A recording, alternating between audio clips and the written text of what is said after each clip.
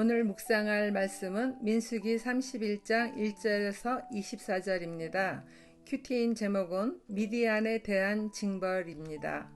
먼저 여호와의 원수된 미디안을 정복하라는 명령에 대해서 보겠습니다. 여호와께서 모세에게 말씀하여 이르시되 이스라엘 자손의 원수를 미디안에게 갚으라. 그 후에 내가 내 조상에게로 돌아가리라. 모세가 백성에게 말하여 이르되 너와 함께 있는 사람들 가운데서 전쟁에 나갈 사람들을 무장시키고 미디안을 치러 보내어 여호와의 원수를 갚되 이스라엘 모든 지파에게 각 지파에서 1000명씩을 전쟁에 보낼지니라 하매 각 지파에서 1000명씩 이스라엘 100만 명 중에서 12,000명을 택하여 무장을 시킨지라. 출애굽 40년 가나안의 정복을 앞두고 모압 평지에서 하나님은 출애굽 2세대에게 그들이 가나안에 들어가 반드시 지켜야 할 규례와 제사법 그리고 절기를 기억하여 지킬 것을 말씀하셨습니다. 오늘 본문은 가나안 입성을 앞두고 요단 동편에 있는 미디안 족속을 전멸시킬 것을 하나님이 모세에게 명령하신 내용입니다. 미디안을 정복하라고 명령하신 하나님의 뜻은 첫째는 바알 부올 사건이 원인입니다. 우상이 가득한 가나안에 들어가기도 전에 이스라엘 남자들은 부올에서 모압 여자들과 음행하였잖아요. 바알 부올에게 가담한 사람들을 다 죽이라고 하나님이 명령하시는 그때에 시므리가 미디안의 수령 수루의 딸인 고수비와 또 음행을 하는 것이었습니다. 이에 제사장 아론의 손자 비느하스가 창을 들고 그들이 있는 막사에 들어가 두 사람을 죽였습니다. 두 사람이 죽으니 연병이 이스라엘 자손에게서 그쳤고 그때 연병으로 죽은 자가 24,000명이었습니다. 그리고 술사 발람은 이스라엘 백성이 하나님으로부터 멀어지게 하고자 이스라엘 남자들이 음행할 수 있도록 깨를 모압에게 알려주었습니다. 그 깨를 따라 요단 동편에 있는 모압과 미디안은 이스라엘 남자들을 유혹하여 우상을 숭배하는 죄를 짓게 하였던 것입니다. 이 일로 하나님은 가나안뿐만 아니라 요단 동편의 미디안 족속을 전멸시키라 명령하십니다. 가나안과의 전쟁이 시작되기 전 먼저 요단 동편에서 전쟁을 치르므로 이스라엘 백성은 전쟁의 경험을 얻게 될 것입니다. 그뿐 아니라 그 결과로 요단 동편 땅까지 차지하고 우상을 완전히 축출하여 하나님의 나라를 세우고자 하는 하나님의 계획이죠. 후에 이 땅은 르우벤 지파와 므낫세 반 지파가 차지합니다. 모세는 하나님의 명령을 따라 전쟁에 나갈 사람들을 모든 지파에서 각각 1000명씩 12,000명을 택하여 무장시킵니다. 그리고 하나님은 이 일이 모세가 조상에게로 돌아가기 전, 즉 죽기 전 마지막 사명임을 예시하십니다. 적용 질문입니다. 하나님은 미디안을 정복하여 여호와의 원수를 갚으라고 하셨습니다.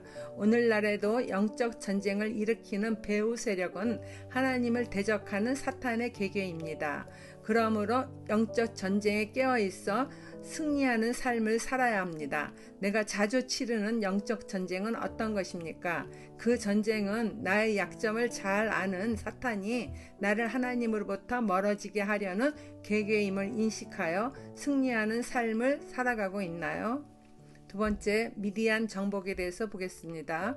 모세가 각 지파에 1000명씩 싸움에 보내되 제사장 엘르아살의 아들 비느하스에게 성소의 기구와 신호 나팔을 들려서 그들과 함께 전쟁에 보내매 그들이 여호와께서 모세에게 명령하신 대로 미디안을 쳐서 남자를 죽였고 그 죽인 자 외에 미디안의 5 왕을 죽였으니 미디안의 왕들은 에이야, 레겐과 수루와 후루와 레바이며 또 부올의 아들 발람을 칼로 죽였더라. 이스라엘 자손이 미디안의 부녀들과 그들의 아이들을 사로잡고 그들의 가축과 양떼와 재물을 다 탈취하고 그들이 거처하는 성읍들과 촌락을 다 불사르고 탈취한 것, 노력한 것, 사람과 짐승을 다 빼앗으니라. 그들이 사로잡은 자와 노력한 것과 탈취한 것을 가지고 여리고 맞은편 요단강가 모압 평지의 진영에 이르러 모세와 제사장 엘르아살과 이스라엘 자손의 회중에게로 나아오니라. 모세는 12,000명의 군사를 전쟁에 내보내면서 제사장 엘르아살의 아들 비느하스에게 성소의 기구와 나팔을 들려 군사들과 함께 전쟁에 내보냅니다. 이것은 이 전쟁이 하나님께 속한 전쟁으로 우상 숭배자들을 전멸시키기 위함입니다. 또한 바알보올 사건으로 인하여 하나님의 영광을 가렸던 일을 회복하기 원하여 제사장의 아들 비느하스를 함께 내보내는 거죠. 비느하스는 시므리와 미디안 여자 고스비의 저지른 불의를 용납하지 않고 하나님의 노를 그치게 한 사람이잖아요. 그러한 일로 그가 거룩한 전쟁에 참여하는 것이 적합한 자라고 선택되었던 것입니다. 전쟁은 미디안의 5왕을 모두 죽이고 명예와 재물에 눈이 어두워 하나님의 뜻을 알면서도 꾀를 부린 부올의 아들 발람도 죽임을 당합니다. 이스라엘 백성을 죄를 짓게 한 장본인이잖아요. 전쟁에 이긴 이스라엘 자손은 미디안의 부녀들과 아이들을 그들의 가축과 함께 다 탈취하고 그들의 성읍들과 촌락은 다 불사릅니다. 그리고 전쟁에서 승리함으로 얻은 전리품을 모두 가지고 이스라엘 백성이 있는 모압 평지로 돌아옵니다. 적용 질문입니다. 하나님은 이스라엘 백성이 죄를 짓도록 유혹한 죄악에 대하여 철저하게 징벌을 내리셨습니다.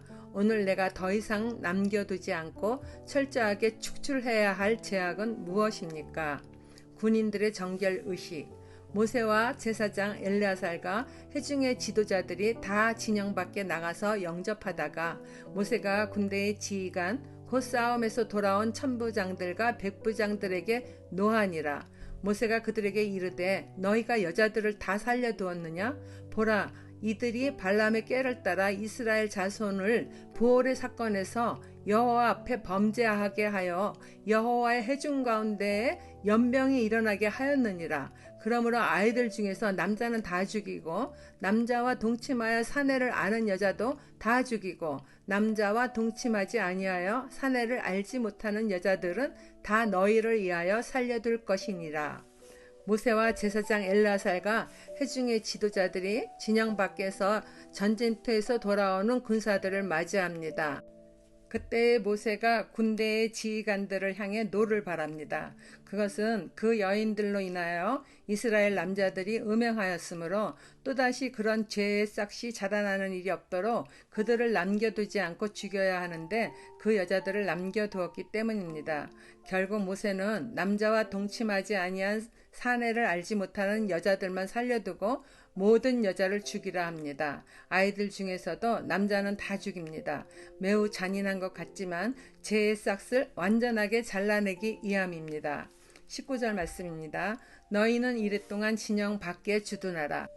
누구든지 살인자나 죽임을 당한 사체를 만진 자는 셋째 날과 일곱째 날에 몸을 깨끗하게 하고 너희의 포로도 깨끗하게 할 것이며 모든 의복과 가죽으로 만든 모든 것과 염소털로 만든 모든 것과 나무로 만든 모든 것을 다 깨끗하게 할지니라. 제사장 엘르아살이 싸움에 나갔던 군인들에게 이르되 이는 여호와께서 모세에게 명령하신 율법이니라. 금, 은, 동, 철과 주석과 납 등에 불에 견딜 만한 모든 물건은 불을 지나게 하라. 그리하면 깨끗하려니와 다만 정결하게 하는 물로 그것을 깨끗하게 할 것이며 불에 견디지 못할 모든 것은 물을 지나게 할 것이니라. 너희는 일곱째 날에 옷을 빨아서 깨끗하게 한 후에 진영에 들어올지니라. 그리고 7일 동안 진영 밖에 주둔하여 전쟁터에서 살인한 자나 사체를 만져 부정하게 된 것에 대하여 셋째 날과 일곱째 날에 몸을 깨끗하게 씻고 의복과 가죽으로 만든 모든 것과 염소털이나 나무로 만든 것까지 깨끗하게 하라 명령합니다. 포로들도 이와 같이 깨끗하게 하라고 명령합니다. 이러한 정결의식은 하나님께서 모세에게 이미 지시하신 규례이므로 반드시 지켜야 했습니다. 그리고 불에 견딜 만한 금, 은, 동, 철, 주석과 납 등으로 만든 모든 것들은 불을 지나게 하여 깨끗하게 하라 명합니다. 그리고 또한 이러한 방법에 불에 견디지 못한 모든 것은 정결케 하는 물로 깨끗게 하라 합니다. 부정을 씻는 물에 대해서는 민수기 19장 9절에 말씀하셨습니다. 이에 정결한 자가 암송아지의 죄를 거두어 진영 밖 정한 곳에 둘지니 이것은 이스라엘 자손 회중을 위하여 간직하였다가 부정을 씻는 물을 위해 간직할지니 그것은 속죄제니라.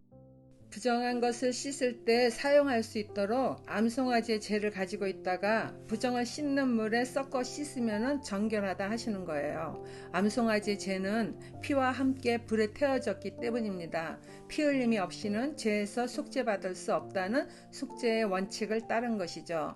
진영 밖에서 이와 같은 정결 의식을 다 마치고 옷도 깨끗하게 한 후에야 진영으로 들어오라 명하십니다. 적용 질문입니다. 하나님의 진영에는 죄의 시가 될 모든 부정한 것을 가지고 들어와서는 안 됩니다. 그러하기에 복 있는 사람은 악인들의 꾀를 따르지 아니하며 죄인들의 길에 서지도 아니하며 오만한 자들의 자리에도 앉지 않아야 됨을 말씀합니다. 내가 자주 서거나 앉는 죄인들의 장소는 어디입니까? 부정함을 입은 뒤에는 반드시 정결케 하기 위하여 회개 기도를 하나요? 기도하겠습니다.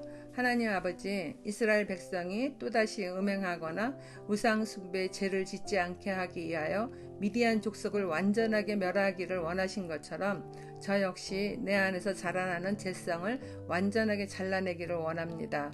그뿐 아니라 죄를 불러들일 수 있는 외부로부터의 자신을 지키길 원합니다.